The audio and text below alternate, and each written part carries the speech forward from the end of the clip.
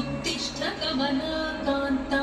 त्रैलोक्यं मङ्गलं कुरु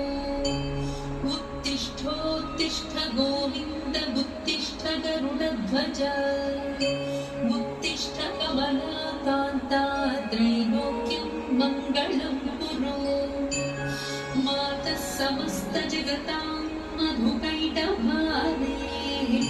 वक्षोविहारिणि मनोहर दिव्यमूर्ते श्रीस्वामिनिःसृतजनप्रियदानशीले श्रीवेङ्कटेशदयिते तव सुप्रभातमरविन्दलोचने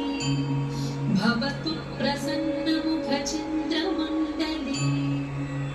विधिशङ्करेन्द्रवनिताभिरचिते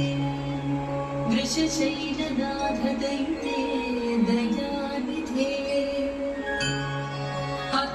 अत्र्यादिसप्तऋषयः समुपास्य सन्ध्या आकाशसिन्धुकमलानि मनोहराणि आदाय पादयुगमर्चयितुं प्रपन्नाः शेषाद्रिशेखर विभो तव सुप्रभातम् पञ्चाननाब्ज भव षण्मुखवान्